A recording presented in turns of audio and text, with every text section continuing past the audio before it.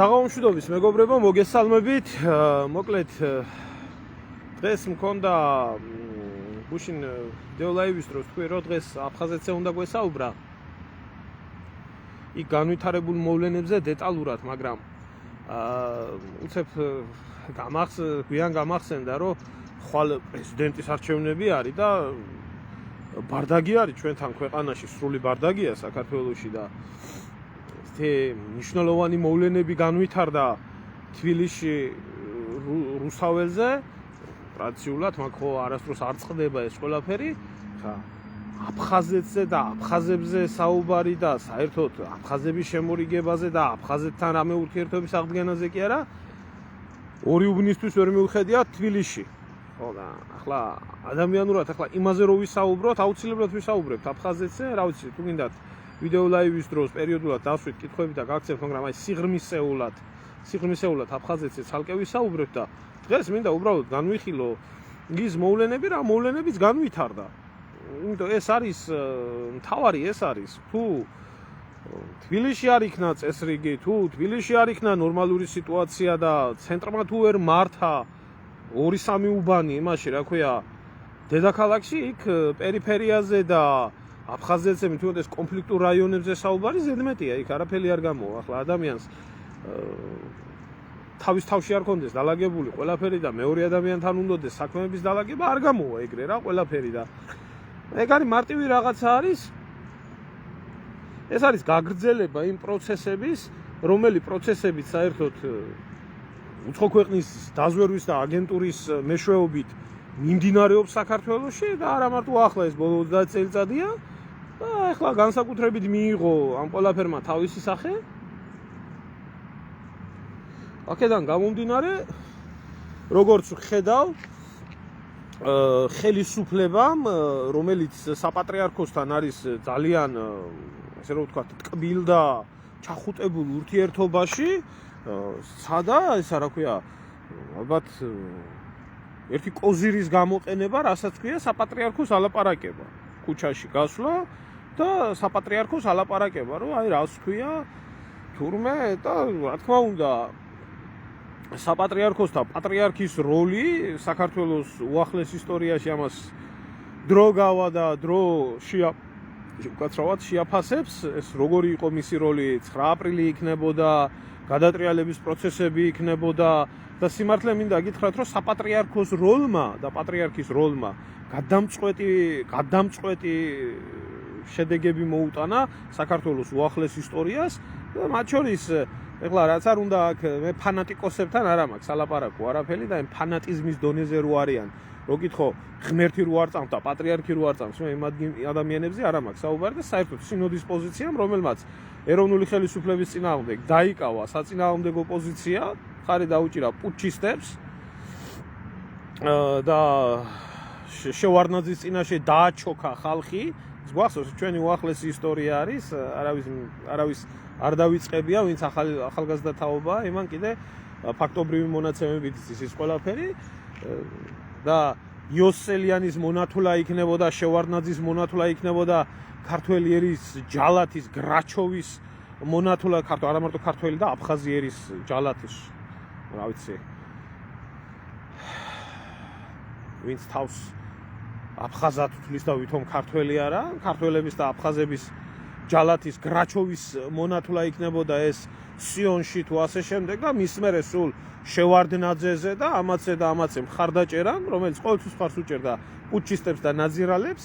მე აღარაფერს ვამბობ უკვე იმ მოვლენებთან დაკავშირებით, რომელი მოვლენებიც ვითარდებოდა სააკაშვილის პერიოდში, როდესაც საპატრიარქოს ასევე გადამწყვეტი როლი ეკისრა და ხალხში ძალიან დიდი ავტორიტეტით სარგებლობდა პატრიარქი, საპატრიარქო, მისი სიტყვა, მისი დამოკიდებულება ქართული საზოგადოების მიმართ იყო ძალიან მაღალი და რამდენი შემთხვევაც გინდათ შემიძლია გავიხსენო სააკაშვილის პერიოდის საქართველოში, როდესაც საპროტესტო მუხტი და ტალღა ისეთი კი არა ახლა რო არიან დაფინანსებული, იმითი რა ქვია ძირითადი მასა, რომელიც ამხელა ტოტალური ფინანსისტები ყავთ დასავლეთიდან, ისე კი არა, მართლა აღდგენებული ქართული საზოგადოება, რომელიც გამოდიოდა და სააკაშვილის მართლა დამპალდა პირსისხლიან რეჟიმს ებრძოდა, შემდეგ მიდიოდა საპატრიარქოსთან, მიდიოდა და არაერთი შემთხვევა იყო, მათ შორის სალომე ზურაბიშვილიც იგეგდო, ეს გრეჩიხები, ესენი ყველა იქ იყვნენ და მიდიოდნენ და უბნეოდნენ პატრიარქს.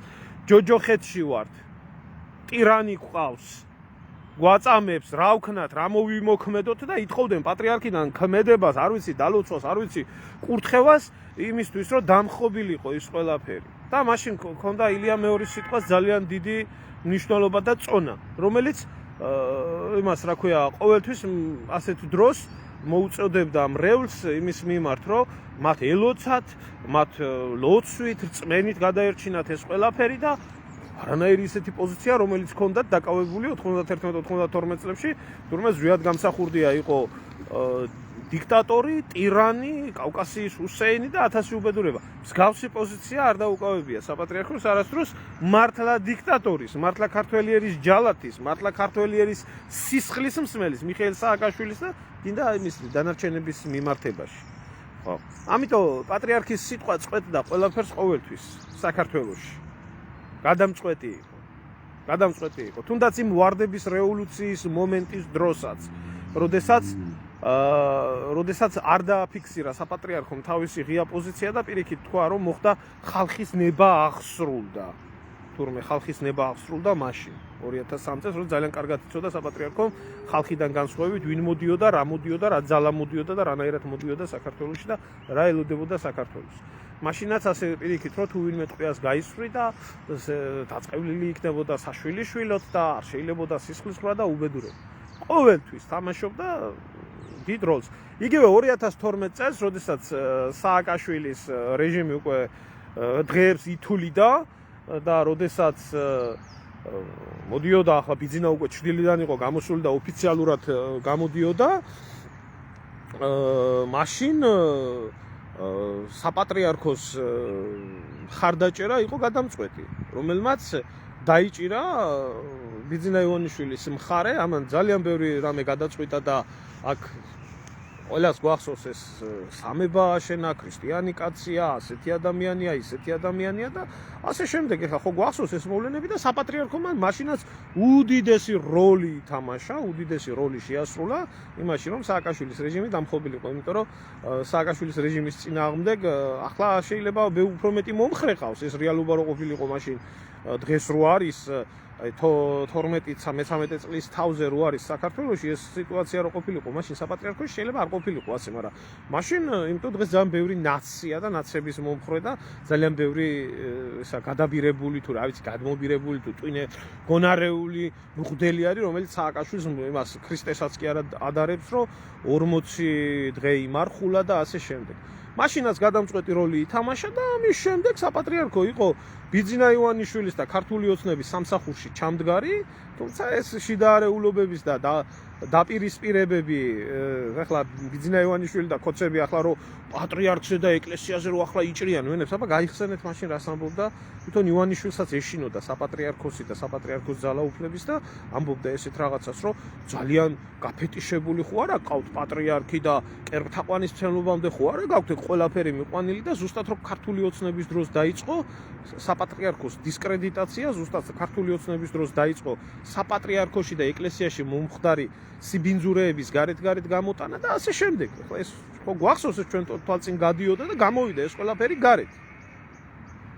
აი ეს ყველაფერი გამოვიდა გარეთ და აყროლდა ეგ სიტუაცია, მე რა ეგ სინოდში რა მოვლენები მოხდებოდა და ასე შემდეგ, თუმცა ალბათ ეს მოსახდენი იყო და ადრე თუ გვიარ უნდა მომხდარიყო, არ ჭირდება ამას ბევრი მტკიცებულებები და ბევრი რაღაცეების ისა რა ქვია, რომ საქართველოში რაც არის საზოგადოებრივი აზროვნება და რაც არის ერი და ერის სულიერი მდგომარეობა რაც არის, ამას არ ჭირდება ქოცების არაფერი, ეს თავისთავად დღესავით ნათელია, ეს არის დღევანდელი საპატრიარქოს და დღევანდელი ისა რა ქვია მოქმედი სინოდის დამსახურება, რომელმაც ვერ შეძლო ელემენტარული ქვეყანაში მართლმადიდებელი ქრისტიანი საზოგადოების და განსაკუთრებით ახალგაზრდობის აღზრდა და ჩამოყალიბება.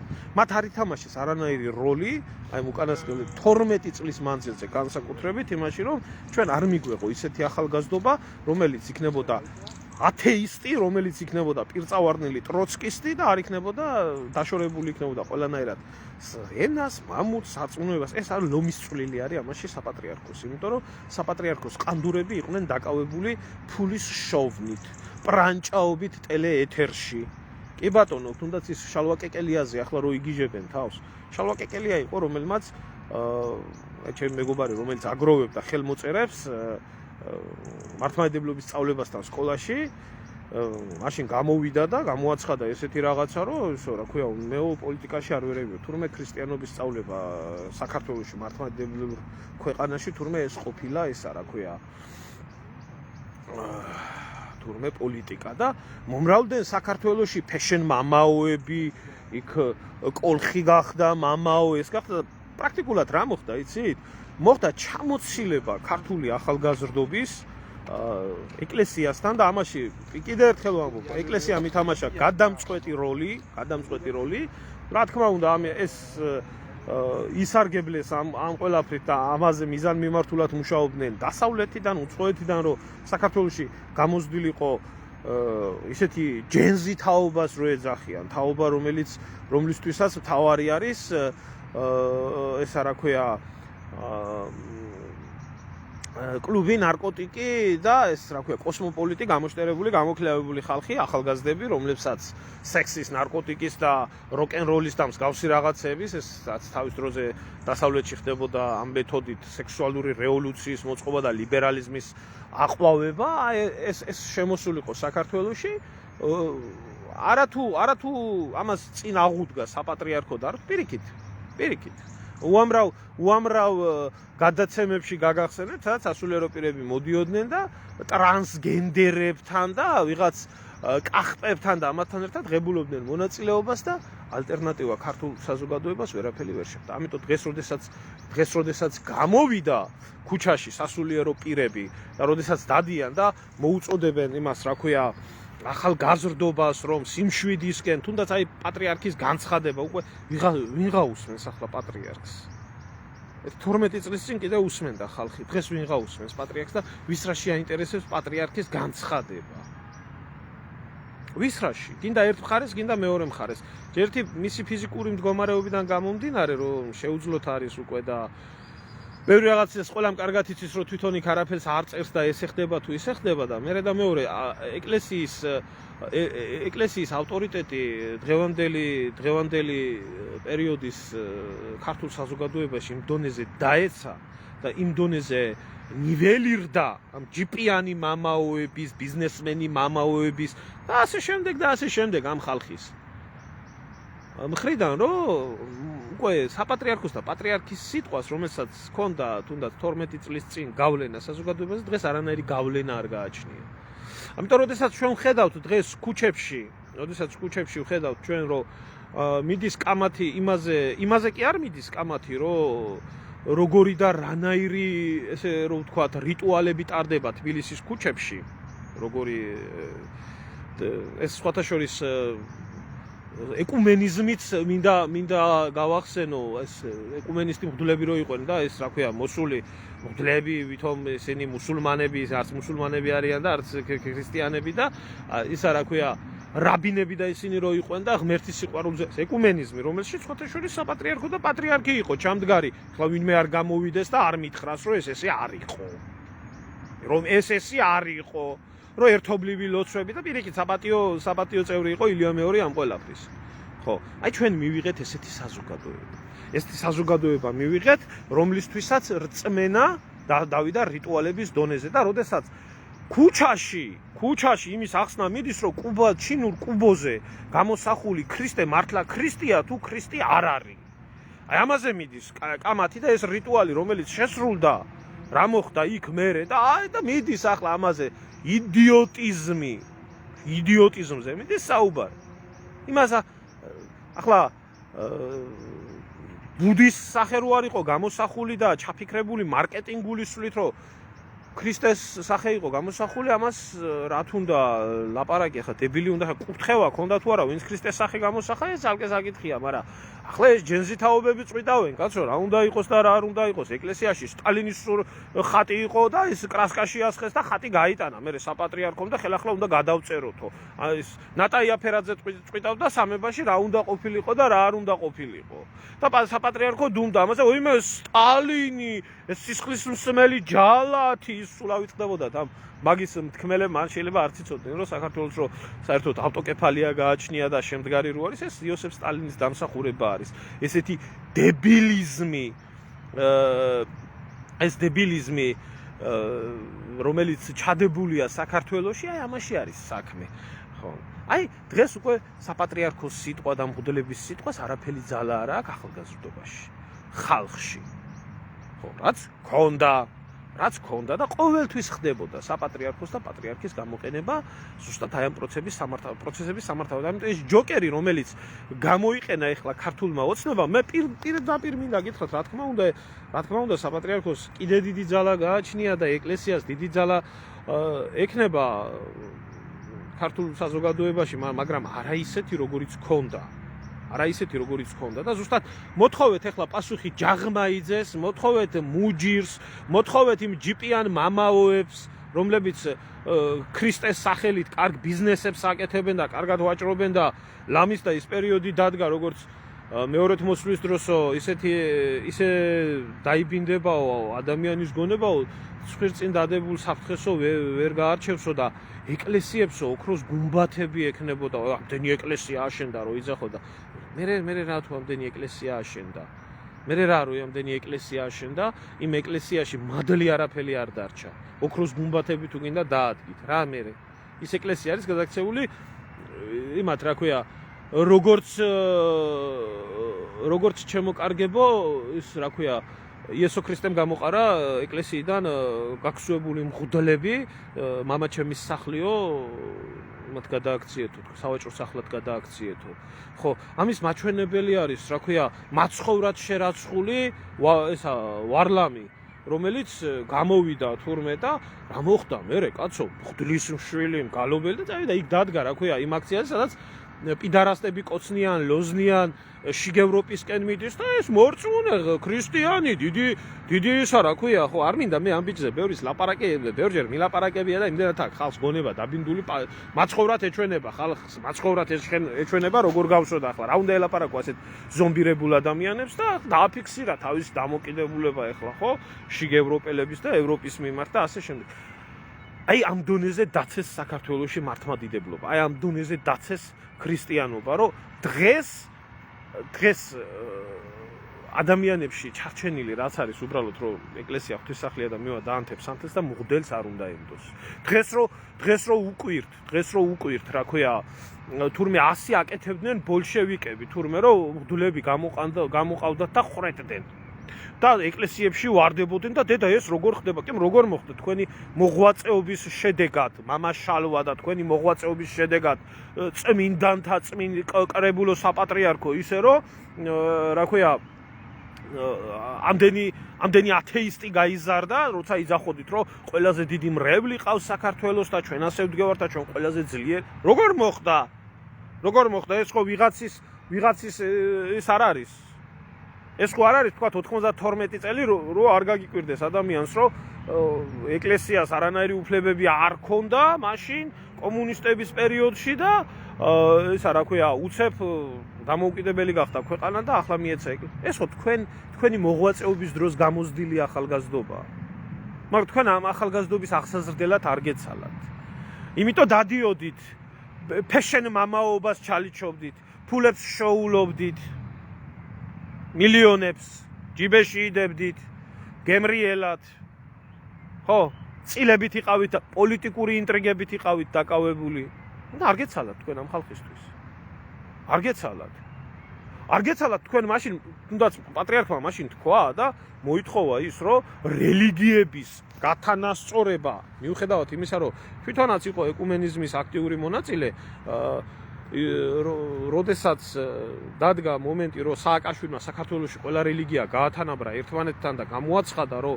არ შეიძლება ეს ასე იყოს, რომ მართლმადიდებლობა და სხვა ნებისმიერი რელიგია და სექტა გათანაბრდეს ერთმანეთთან. მაშინ სად იყო თქვენი მრევლი?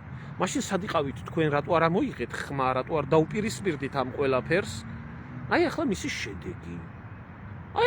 შედეგი. რა, თქვენი მოვალეობა ხო მარტო ქადაგებაა და მეტი არაფერი. თქვენ მარტო უნდა იქადაგოთ. და მარტო ეკლესიაში უნდა იყოთ და შესაძლებელი და იმაზე რა ქვია, მონათლას ამდენი, ჯვრისწერას ამდენი, ამას ამდენი, ამა ფულები იდოთ ჯიბეში და ილოცოთ მარტო. ეგი ხო არის თქვენი მოვალეობა, სხვა არაფერი ხო არა თქვენი მოვალეობა. ხო და აი თქვენი ლომის წვლილი არის იმაში. ერი რა დღეშიცაა ახლა ჩავარდნილი, რა დღეშიც არის მთელი საქართველოს ყველაზე დიდი წვლილი. ჩვენ რომ მორწმუნე და მართლმადიდებელი და ქრისტიანი საზოგადოება ვიყოთ, ჩვენ ვინ მოგვერეოდა და რა მოგვერეოდა? 60 მილიონი გადმორიცხა ბიძინა ივანიშვილმა, რა პრობლემაა კაცო? მერე რა მოხდა თუ ბიძინა ივანიშვილმა ანტიდისკრიმინაციული კანონი მიიღო, ახლა რელიგიის როლს გააძლიერებს და აი ამ ინტრიგებში დაღუპეთ საქართველოში რწმენა, დაღუპეთ საქართველოში ახალგაზრდობა, მომავალი და დღეს გიკვირთ, რომ ეს ახალგაზრდობა თქვენ მოღალატეებს და მტრებს გიძახიან და რუსეთუმეებს გიძახიან, ეს გიკვირთ? მე არ მიკვირს. იმიტომ რომ რასაც თქვენ ლოცულობთ და რასაც თქვენ ქადაგებთ, ეს კი არ არის საქმე, რასაც თქვენ აკეთებთ.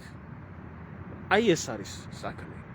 ამიტომ არის რომ ერის სულიერ დეგრადირებას და ერის სულიერ განადგურებაზე პასუხს აგებს თავიდან ბოლომდე ეკლესია და სასულიერო პირი, იმას იმიტომ ქვია სასულიერო პირი და თითოეული სასულიერო პირი. ხო ახლა გამოვლიან და იტყვიან რომ აი მშობლები არაგებენ, ეს არაგებენ, ის არაგებენ. რატო ყველა პასუხისმგებლობას გაუგის ეკლესია? დღეს რო უძახოდა იმას, რა ქვია? შვილი რომ მოუკვდებაო, ეს რომ მოუკვდებაო, მგდელთან ხო უნდა მოვიდესო, აზიაროსო. ჩვენო ასე უდებოდა კეკელიას რა უნდა ველაპარაკო? კეკელიას რა უნდა ველაპარაკო? კაცი გამოვიდა და პირდაპირ ამბობდა, რომ ინცესტი, რომელიც აღსარებაში თქვა ადამიანმა, თურმე მან შეუნდო და მერე თურმე ეს კაციო ცოცხალიაო? არაო, ცოცხალი არა, ისაო მკვდარიაო? არა, ცოცხალიაო და კაი ქრისტიანი გახდაო. ერთი კეკელიას ნაამბობი რომ მოესმინა იმას, რა ქვია, ამ ადამიანს და თავი მოეკლა, მერე სადგარბოდა ეს. არ შეიძლება მასეც მოხდა. თუ ეს მოგონილი ისტორია არ არის. ხო. ამას არ ქვია აღსარების საიდუმლოს გაცემა საჯაროდ, ფეშენ მამაური? ხო. ამიტომ არის რომ მომძლავრდა მე ქვეყანაში იქ თეოფილე მალაქიას თავისი მრევლი ყავს, აგერ გირჩს თავისი მრევლი ყავს. გირჩი რომ უმრავლდება საქართველოში 100,000 მოწამის ქვეყანაში 60,000 გირჩელი რო გეყოლება, რომელმაც რწმენაზე ვარი იმიტოს თქვეს, ვარი რწმენაზე, რომ ჯარში არ წასულიყვნენ. ეს ჩემი ბრალია? ჩემი ერმილე ნემსაძის ბრალია? თქვენი ინსტიტუტების ამხელა უზარმაზარი, რომელსაც გიპყრიათ კანონიკური ეკლესიის საჭეები, ის რა ეს რაც ხდება საქართველოში, ეს რა არ მომხდარიყო და არ გათანაბრებულიყო ეს რელიგიური კომპენსიები ერთმანეთთან, ამისთვის ჩაწვა ჩვენი ერი მიწაში. მთელი და სულ ეს რელიგიური ომები იყო. თუ არ ჩავთვლით ახლა რუსეთთან ომს და თუ არ ჩავთვლით ფარცხისის ომს, აბსოლუტური ყველა ომი საქართველოს ისტორიაში იყო რელიგიური ომი. ეს იყო ბიზანტიის და რუსეთის იმპერიასთან არ იყო რელიგიური ომი, ეს იყო პოლიტიკური და ტერიტორიული კონფლიქტები. დანარჩენი ყველა ომი იყო რელიგიური და ამისთვის იხოცებოდა ჩვენი წინაპარი, რომ ჩვენ მართლმადიდებლობა მოგვეტანა. თქვენ რა გააკეთეთ? თქვენ გააკეთეთ ის, რომ ქართველების დღევანდელი ახალგაზრდობის უმრავლესობამ თვითონ თქვა მისი პირით თქვა უარი მართლმადიდებლობაზე და ქრისტიანობაზე. აი ეს გააკეთეთ თქვენ. თქვენ ანაფორაში ამოფარებულმა ხა ყველაზე ნამდვილად არაა საუბარი, იმედია გაგებით გაიგებს ნორმალური ადამიანი ამ ყველაფერს, შტერის აზრი არ მაინტერესებს, საერთოდ არ მადარდებს შტერი რას იფიქრებს. აი ესა. ამიტომ რა უნდა ამ ყველაფერს იცით?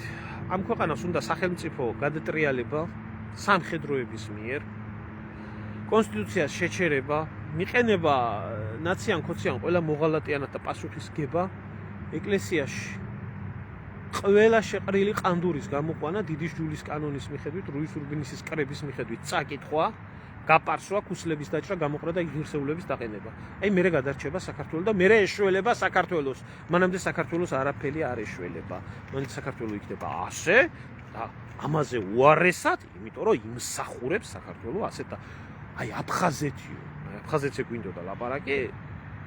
ერთი აფხაზი მანახეთ, რომელიც საქართველოს მართლმადიდებლურმა ეკლესიამ მოაბრუნა. მანახეთ, სიყვარულით, სითბოთი. ერთადერთი არ ყოფილა ესეთი. ამიტომ ქართველიერი იმკის დამსახურებულად იმ ყველაფერს, რაც უნდა მოიმკას, ღებულობთ იმას, რასაც ვღებულობთ და მივიღებთ მომავალში. ეს არის ახლა ჩამithვლიან ისევე ზვია დისტობა, ამისტობა, იმ არა. ეს არის ზუსტად იმ ბარაბის გზაზე სიარული, რომელიც ბარაბას გზასაც დააყენეს საქართველოს და ქართველიერი 92 წლიდან. და მივდივართ ამ გზაზე. და ამ ბარაბას გზაზე სიარული და ამ ბარაბას გზის არჩევანი ამაში ყველაფერში საპატრიარქოს და პატრიარქის ლომის წვლილი არის შეტანილი. და ეხლა გამოდით და მითხარით, რომ ესე არა. ხო. და მე ამას როგორ ვამბობ, ლიბერალებს ვახარ. ის ლიბერალები რო არიან საქართველოში, ესაა ზუსტად საპატრიარქოს დამსახურება. ევატ აი ესეა. და აღარ ესმით, იმიტომ რომ თაობათაც სულ ახდება ქვეყანაში. და მოდის ახალი თაობა, რაც ეს ბუნების კანონია და სამყაროს კანონია. ხო? და როგორი მოდის ეს თაობა, რაც ჩადო ამ თაობაში სახელმწიფო, მშობელმა და ეკლესიამ, აი ზუსტად ისეთი თაობა მოდის. ის თაობა, რომელსაც ბნელი კომუნისტების დროს ეძახდნენ, ის თაობა შეადარეთ 9 აპრილის აქციები, ზვიადის და მერაბის აქციები და ამათი აქციები ერთმანეთს. იქ თუ სანთლებს ანთებდნენ და ლოცვით იწყებოდა და რწმენით იწყებოდა, ყველაფერი ამათთან რა ხდება? მაგიური რიტუალები, კუბოზე ცეცხლით წაკიდება. ახლა იმის გარკვევა ქრისტეს იყო, ნაკურთხი იყო ის კუბო საერთოდ. ისე ცუდად წასულა საქართველოში საქმე, კუბოების ჩინეთიდან შემოაქვს. ამის დედავატირი ასე გადაგვარდა თლად ყველაფერი, მე კუბოვი აღარ შევა გონია ქვეყანაში. მაგრამ ალბათ რა ვიცი, ალბათ იგი 120 ლარი ღირსო ის კუბო და ეგენი ალბათ ყველაფერი ძვირია ჩვენთან და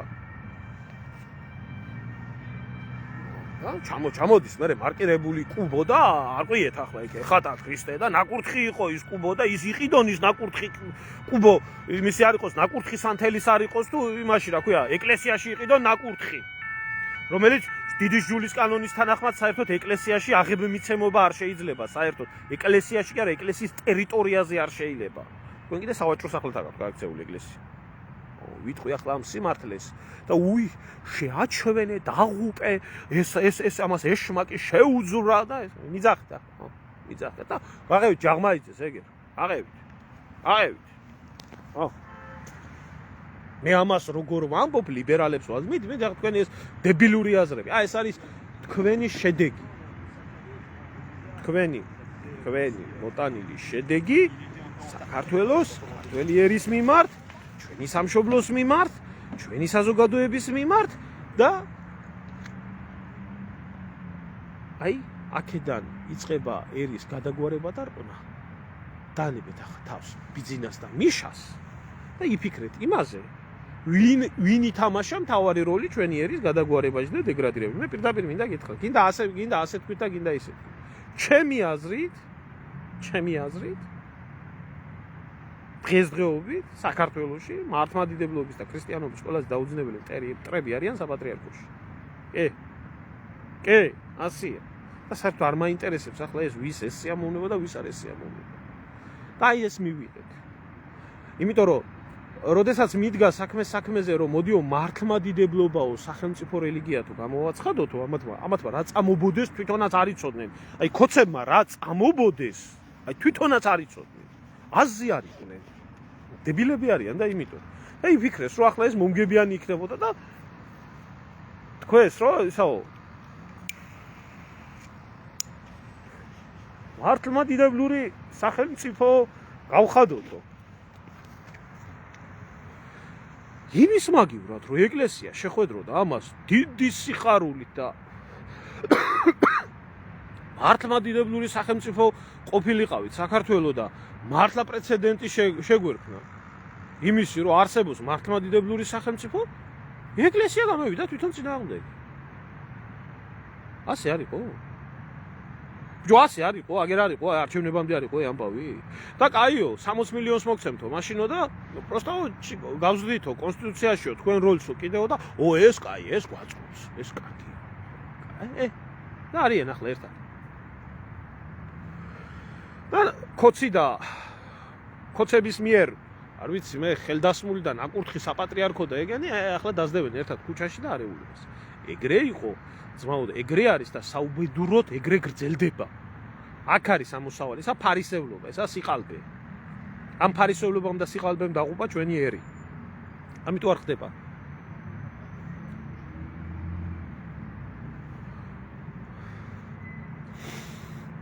ვინ მიიყვანა ჩვენი სამღვდელოება ჩემო კარგო აქამდე მე არც მოსამართლე ვარ არც ადვოკატი და არც პროკურორი არსებობს საეკლესიო სასამართლო არსებობს დიდი ჯულის კანონი უნდა გადმოიღონ დიდი ჯულის კანონი უნდა ჩატარდეს სასამართლო უნდა დაერქვას ყველაფერს თავისი სახელი უნდა მოხდეს უღირსდი სამღვდელო პირების გაწმენდა ეკლესიიდან და ყველას უნდა დაეკისროს თავისი ვალდებულება და გადაწყვიტავს მაგას საეკლესიო სასამართლო ისე როგორც არის გადაწყვეტილი აი ის გაცემს პასუხს ვინ მიიყვანა და არა ის რომ მე ისი თქვა შემიძლია ერთადერთი ესა პასუხისმგებლობა და ნუ რა ვინ უცდილობთ რომ ამ პასუხისმგებლობას გაექცეთ ნუ რა ვინ უცდილობთ ისევე როგორც მამები და მშობლები ასევე პასუხისმგებლები არიან შვილების აღზრდაზე სულიერი მამების პასუხისმგებლები არიან თავიანთი სულიერი შვილების და შვილიშვილების აღზრდაზე მათი ცხოვრების წესზე მათ პრიორიტეტზე და ეს არის, მაგრამ მაგათ პასუხისმგებლობა არ უნდათ, მაგათ მილიონების აღება უნდათ. და კონსტიტუციაში მეტი უფლება და ჩვენ ვართ და მოვა არჩევნები და მოხაზეთ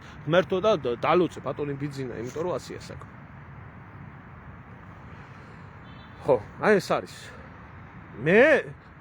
მე ცოდვების მეტი რამ აქვს, ადამიანი ვარ და ყველა ცოდვილები ვარ და უცოდველი ადამიანი დედამიწის ზურგზე არ დადის და არ უვლია ახლა იესო ქრისტეს გარდა არავინ. მაგრამ ის ღმერთი იყო ისიც და იმიტომ ადამიანი ყველა ცოდვილია. მაგრამ ცოდვასაც გააჩნია, ხო? გააჩნია ცოდვასაც. წმენის და სამშობლოს მოღალატეებს რო გაზრდი ქვეყანაში და ამას დემოკრატიას რამდენი ცივილ-კივილი ჰქონდა, რამდენი ჩხუბი ჰქონდა გირჩის აკრძალვაზე, ამ დაფინანსების აკრძალვაზე. არავინ ყურს არ აპარტყუნებდა. არავინ. ხალხი არის ღმერთი ყავს ბიძინა, ხალხი არის ღმერთი ყავს პატრიარქი, ხო და ეს ამათ ღმერთი ყავთ პატრიარქი, ამათ ბიძინა ყავთ პატრიარქი და ამათ ღმერთი ყავთ იგი ევროპა და დასავლეთი და მიდის ახლა ამ ყველაფერში ბრძოლა. და ხა შემოხტებიან ალბათ და ატყდება ერთი ლანძღვა წივილი, კივილი და გინება, იწივლეთ და იკივლეთ. არ მინდა რა, ესეთ ამაღლებულ თემებზე ვლაპარაკობ და არ მინდა რომ გინებაზე გადავიდე. ვისი ღირსიც ახართ და რა პასუხსაც იმსახურებთ ერის გარყვნისთვის და გადაგვარებისთვის და ამ დღეში ჩაგდებისთვის რომელიც ხდება ხო აი ეგ როდესაც არს დგებით უფალთან ადრე თუ გვიან ყველა წავს დგებით იქ აი იქ აგეთ პასუხები მე და იქ გაეცით პასუხები ის მაინც ხო იცით კაც ერთი მოეთხოვებაო და მღვდელს 1000-იო 1000 რა უნდა ელაპარაკო ახლა შალვარო არის ჩემი მეგობარი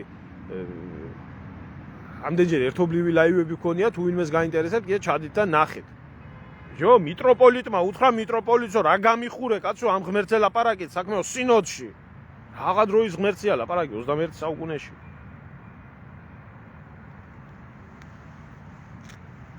და ინტრიგები და იმის მოწამვლა და ციანიდის საქმე და აბა პიდარასტი მღვდლები თუ არიან ეკლესიაში და აბა ამდენი მამათ მავლობა მოხდა და ეს მოხდა და ის მოხდა და იტყვი ამას დადებ ჯერ კიდე ზვიად გამსახურდია როდიდან ამხელდა ამ ყველაფერს რაც ეკლესიაში ხდებოდა შენ ეკლესიის და ღმერთის და რწმენის და პატრიარქის მტერი ხარ და შავ რაზმული რაღაცა ისეთი რო კითხო ამპლიერებად რომ მოაქვს თავი და ნატაი აფერაძე რო ვერ გაუკავებიათ რომ ეკლესიაში ამდენი რაღაცა რო არ მოხდეს რატო გწვინს სიმართლე რატო წვინს მთელ ერზია ეს ცოდვა გადმოსული და ამ ცოდვით ცხოვრობს ერი და მე უნდა გაბრწყინებული იბერია. ძალიან გაბრწყინების გზაზე ვარ. ძალიან მაგარი გაბრწყინების გზაზე ვარ.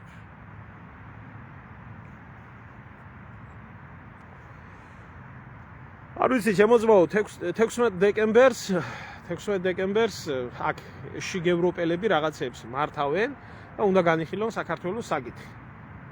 ეხლა იცი რა, ერთ რაღაცას უნდა შევხედოთ. კი. რა თქმა უნდა, აქ შიგ ევროპელებს თავისი ინტერესები აქვს და ყველაფერი გააჩნიათ. კი ბატონო, მაგრამ არც ისეთი დებილები არ არიან, რომ თლად დაიღუპონ თავი გეოპოლიტიკურად. იმიტომ რომ საქართველოს ერთ-ერთი არტერია არის ევროპისთვის, რომელიც ახდენს მომარაგებას აღმოსავლეთიდან წამოსული, იმიტომ რომ რუსეთთან გადაკეტილია ყველაფერი და ერთ-ერთი დერეფანი და კარიდორი არის. თუ თვითონვე საკუთარი ხელით შეეცდებიან ამ კარიდორის ჩაკეთვას, ეს იქნება ამერიკის ლიბერალური ძალების ინტერესი, რომლის ინტერესშიც არის ევროპის დაქცევა და განადგურება. თუ ესენი აჯობებენ ამათ, თავისთავად ამას დაკეტავენ ამ არხს, არ ვიცი, მაგრამ არ ამგონია ეგეთი დებილიზმი დღევანდელი ევროპიდან არაფერი არ უნდა გაგიკვირდეს, სადაც ბაია პატარაიებს და ამგენს უსმენენ და ფუჩუკუტუების ორგანიზაციები, მაგრამ სიღრმისეულად არსებობს ხალხი, რომლებსაც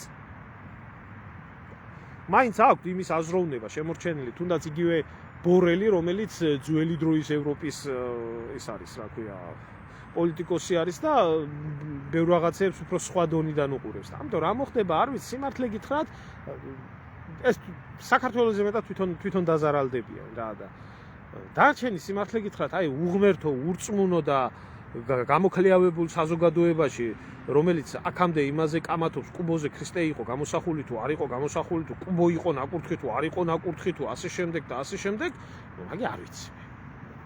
კაი რა უნდა ელოდეს, მე ვერ ხვდები და მე კაის ვერაფერს ვერ ვხედავ. სიმართლე გითხრათ, აი მიდის ყველაფერი ასე. ასეთი საზოგადოება, რომელ აფხაზებთან უნდა შერიგდეს, რომელი კონფლიქტი უნდა მოაგვაროს, დღეს რომ იცი ამ ხალხს იარაღი ერთმანეთს დახოცავენ. აფხაზებს კი არა, ერთმანეთს დახოცავენ, იმიტომ რომ უსიყვარულოთ არიან, ურწმუნოთ არიან, უღმერთოთ არიან გაზრდილები, სხვა პრიორიტეტები აქვს, სხვა აზროვნება აქვს. ჩვენ ცხოვრობთ საზოგადოებაში, რომელსაც არ ვიცნობთ, ეს სწორი ნათქვამია. ძალიან სამწუხაროდ და ძალიან კარგად ვიცნობთ. ჩემ საზოგადოებას ძალიან კარგად ვიცნობ, ძალიან ყველაფერში მყავს გამოცდილი პრაქტიკულად. ქვეყნის შიგნითაც და ქვეყნის გარეთაც და ძალიან კარგად ვიცი სამწუხაროდ საქართველოში რა საზოგადოება არის. ძალიან კარგად ვიცი. ესენი რომლებიც მზად არიან ერთმანეთი დაგლიჯონ რუსთაველზე, ესენი აფხაზეთში ხელახლა მშვიდობას მოიმკიან? მშვიდობას, აგერ სირიას რო ადარებენ. სირიის პრეზიდენტმა ომი მოიგო 2020 წელს. მაგრამ წააგო მშვიდობა. იმიტომ რომ იმდენი უბედურება იყო იქ მომხდარი, იმდენი სისხლი იყო დაღვრილი, ამ ხალხს უკვე მშვიდად ცხოვრება ერთმანეთში აღარ შეეძლოთ. ომი დამთავრდა მშვიდობის გეშინოდეთ, ეს შემთხვევით ნათქვამი კი არა. და ახლა ესენი შეიყვარებენ აფხაზს, შეიყვარებენ იმას, რა ქვია და ხელს ჩამოართმევენ და ასე ეს ურწმუნო და უღმერთო და უსიყვარულო თავი ან კაპიტალისტებული გაშტერებული, ან და იმითი რა ქვია ფარისევლობით და სიყალბით შეპყრობილი, ესენი გააკეთებენ, ან ბიზნამადიდებელი გააკეთებს რამეს? ესა სამწუხარო რეალობა ჩვენ საზოგადოებაში, რომელსაც ხედავთ ქუჩაში. მე იძახეთ, რომ მე ისა რა ქვია პირქუში წინასწარმეტყველებები გამაჩნია.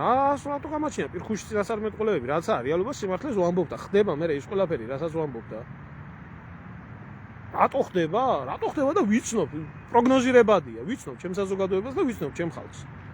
ხალხსაც ვიცნობ, პოლიტიკურ კლასსაც ვიცნობ და ამ სასულიერო პირებსაც ვიცნობ და ამ შიგ ევროპელებსაც კარგად ვიცნობ და კარგად ვიცი რა შეუძლიათ ამათმა.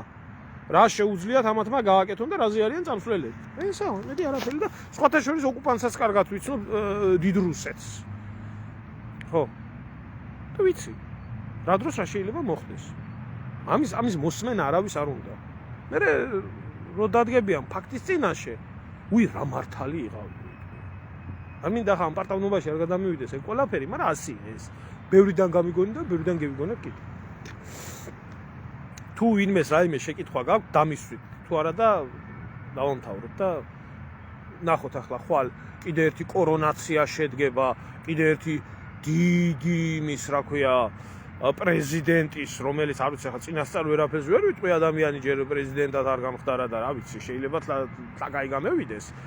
თუ გქონდა დიპლომიანი და თუ ყავდა განათლებული და უცხოენის მცოდნე ადამიანები ევროპული დიპლომატიით აღზრდილები და გაზრდილები, როგორც იყო მიხეილ სააკაშვილი, როგორც არის განსაკუთრებით ევროპული დიპლომატიის კაშკაშა ვარსკვლავის სალომე, უცხოეთში გაზრდილი, ხო ხედავთ რა მოგვიტანა. რა უნდა შეიძლება ამ უდიპლომო და უიმასლო კაცმა უფრო მეტი სიკეთე მოუტანოს ქვეყანას. ობიექტურები იყავით. გინდა მარგველაშვილმა რა მოუტანა და ამ ბიზინა ივანიშვილს ამ ყველაფერი რაც ხდება საქართველოში, იგივე სააკაშვილის მოსვლა, იგივე მარგველაშვილის მოსვლა, იგივე სალომე ზურაბიშვილის, ერთი კაცი ამ ყველაფერზე პასუხისმგებელი და ამ კაცს ქვია ბიზინა ივანიშვილი. საერთოდ ყველაფერზე პასუხისმგებელია, მაგრამ კონკრეტულ ამ საკითხში განსაკუთრებულად, იმიტომ რომ ეს კადრები ყველა მისი შერჩეული და მხარდაჭერილი იყო. არ ვიცი, ჩემო ძმაო, ხვალ მოხდება და მოხდეს. რასიზმ? რამ უნდა შეაჩეროს უღმერთო საზოგადოება? რამ უნდა შეაჩეროს? გამოიყვანე ახლა რომელიმე ერთი და რომელიმეს ღმერთი თუ წამს. გამოიყვანე რომელიმე და შეეკითხე.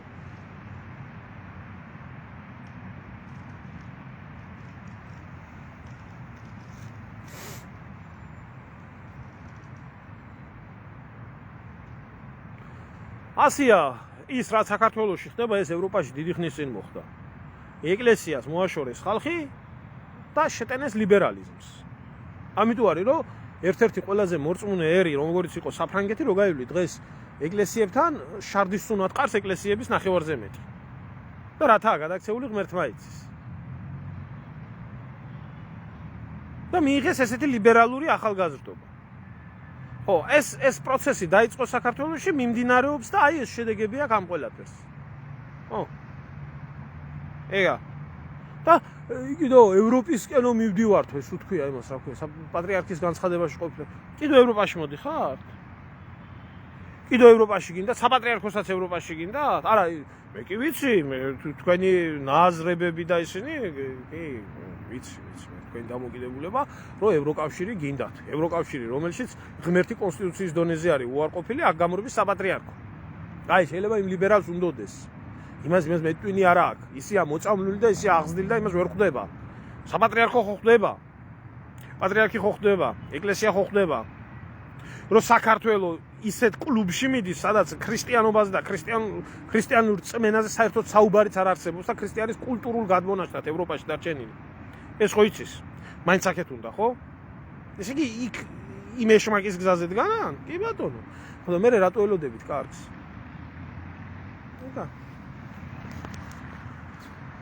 ეგა და საერთოდ ევროპამ რა უქნა მართლმადიდებლურ ქვეყნებს მინიმუმ ისტორიას უნდა გადახედო ჯერ კიდე ბიზანტიიდან დაწყებული დასავლეთ ევროპის და კათოლიკურმა სამყარომ და პროტესტანტებმა რა უქნეს მართლმადიდებლურ რელიგიას. ეს წარსულში ძალიან შორს ვარ წავიდეთ, აგერ უნდა ხედავდე ელემენტარულად სერბეთს რა უქნეს, იუგოსლავიას რა უქნეს, როგორ გაანადგურეს, გაასწორეს მიწასთან, როგორცაა ჩვენთვის ცხეთა და თბილისი, ისე არის კოსოვო და მეტოხია. იმათთვის როგორ მოგლიჯეს, როგორ დაწვეს, გაასწორეს ეკლესიები მიწასთან. რა უქნეს საბერძნეთს, როგორ ვალებში ჩააგდეს, რა უქნეს კვიპროს, რას უშვებიან უკრაინას, რა გვიქნეს ჩვენ? რა გვიქნეს? აი ეს ყველაფერი თქვენ გონიათ ჰაერზე მოვიდა? და რას გვიშვებიან ახლა?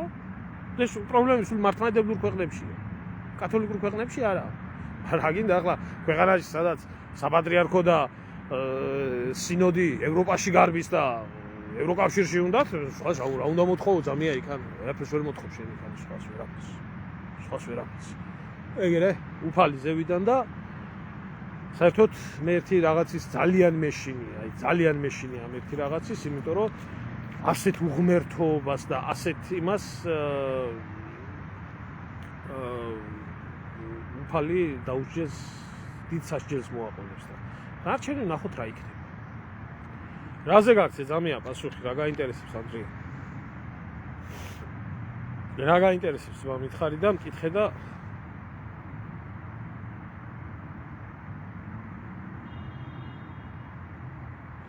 ერმილე ევროპას რომ ლანძღავთ, რატო დავდივარ ვიაროთ რუსეთში გაურკვევლობაში ვარ. ამას მე მეუბნები? მე რატო ვარ ევროპაში? ხო, მე ამაზე 1000 ჯერ გამიცია პასუხი და კიდე ერთხელ გავცემ პასუხს. ხო. რადგანაც ეს გაინტერესებს. მე ვარ 2008 წლის ომის მონაწილე. ავად თუ კარგად თუ არც გმირი ყოფილი ვარ და არც ლაჩარი. რაშიც მიმაღებიეს მონაწილეობა იმის მონაწილეა. მე რუსეთში ვერ წავიდოდი. იმიტომ რომ მაქვს ჩემი პრინციპები და მაქვს ჩემი შეხედულება. ხო. რაც შეეხება იმას თუ მე ევროპაში კი არა ვარ, სადაც მაქვს წასასვლელი და ვისთანაც მაქვს წასასვლელი, ეს იქნება მეგობარი, ნათესავი, იქა ვარ. და ისე მიდის ჩემი ცხოვრება, როგორც მაძლევს საშუალებას ცხოვრება. და ისე ვცხოვრობ და იმიტომ ვიმყოფები აქ. იქნებოდნენ ეს ჩემი მეგობრები ჩინეთში ვიქნებოდი, იქნებოდნენ პაკისტანში ვიქნებოდი, იქნებოდნენ სერბეთში ვიქნებოდი. ხო, აი ამიტომ არა ხალხი ადრე ციმბირშიც მიდიოდა, იძულებული იყო, წასულიყო, გარიდებოდა, მაგრამ არა იმიტომ რომ ციმბირში ცხოვრება მოწოდა. საერთოდ არ მომწონს მე აქაური ცხოვრება, არც იმის სურვილი მაქვს აქ რო ვარ. მაგრამ არ უნდათ, საქართველოშიც არ უნდათ სიმართლის მოსვლენა და ახლა ზოგიერთი მაგას იმიტომ ეკითხება, აი ევროპი თითქოს დაკვირდით როგორი ინტერნაციონალები არიან, ამათ რა გონიათ, იცით? მე თუ ვარ ევროპაში თვითონ და მაგათ ეზოში ვარ შესული და მაგათ სახლში ვარ შესული. და მაგათ ვაწუხებ და მაგათ ხარჯზე ვცხოვრობ. და ამიტომ გეუბნებიან. იმიტომ რომ მართლა მასია და წამევიდნენ, მე ამ შიგ ევროპაში და იყვნენ. წამევიდნენ, მე და ნახოთ ერთი ევროპა როგორ ჩაიხუტებს. თავიანთ შვილებს, რომლებიც საქართველოში გამოზარდეს. წამევიდნენ თვითონაც. შიგ ევროპაში, სადაცაა ისტორიული ადგილი. ეს მე იმაზე მომძდევენ, რომ სახლი მაქვს, ამათი კარი მაქვს, სამსახური მაქვს, საბუთი მაქვს, თუ რა მაქვს, მეფელი არ მაქვს. ცხოვრობ ჩემით. ესენი რაში წუხდებიან, ვერ ხვდებიან. მაგრამ ევროპა ჩვენია, ხო? ევროპა ამათთვის მარტო პიდარასტები. და ეს ევროპაში თუ ხარ პიდარასტი უნდა. ნუ უნდა აღმერთებდე, რომ მარტო იმას რა ქვია, პიდარასტებს და მარტო ამათ იდეოლოგიას უნდა უსმენთ. თორე სხვა შემთხვევაში არ აქვს. ეხლა წადი რუსეთში. პასუხი გავცი. მე მეტ პასუხს ამ დებილ კატეგორიას ვერ გავცემ. აჰა. ეგა.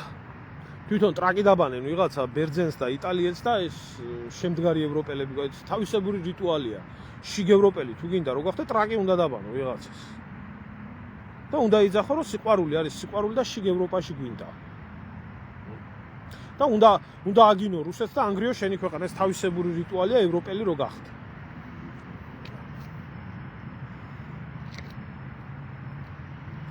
აი ხარით შემოგარგებო დღეს მართლა ისეთი დღე არის ბოლოში ვამბობ მეც კაი დროს გამახსენდა, მაგრამ ისე ვარ იმასქნელი. ანდრია პირველწოდებულის ხსენების დღე არის, რომელმაც პრაქტიკულად პირველ საუკუნეში იქადაგა საქართველოში ქრისტიანობა. 2000 წლის მერე კიდე ხელახლა საქადაგებელია მე თუ მკითხავ რა. და ნუ რა ვიცი, დაავიწყდება კიდე მისი ნამოღვაწარი ადგილები, აფხაზეთში არის და კამანში არის და იგივე იოანე ოქროპირის და ასე შემდეგ და ეს ყველაფერი შემთხვევითი არაა იქ აფხაზეთში რაც მოხდა. დენი უბედურებები. ამათ ახლა ეს ველაპარაკო მე ეს ისი არის როგორც კედელს ვაღარო ცერცს. ეწეოდეთ მისი ძალა და მადლი და სამწუხაროდ ჩვენი ეკლესია არის დაცემული. ყველაფრის თავი და თავი არის ეკლესია. ეგათ. ასე რომ ამ მამაოებს კიდე ხო თუ არ შეგიძლიათ ამ ძიმე ჯვრისტარება ერთი რეპინის ნახატი მახსენდება ეს რა ქვია გასუქებული მამაოს რა ხელა ჯვარი კიდია და წაქცეული გლეხი როა იმასთან. იმ მამაოს რო ემგვანებით და ყველას თავისი ჯვარი აქვს. ან დიდი ჯვარი გაქვთ თქვენ? რამენაირად ზიდეთ აბა თქვენ იცით. აი კარგად ზამდებოდეთ, მშვიდობა მოგცემთ.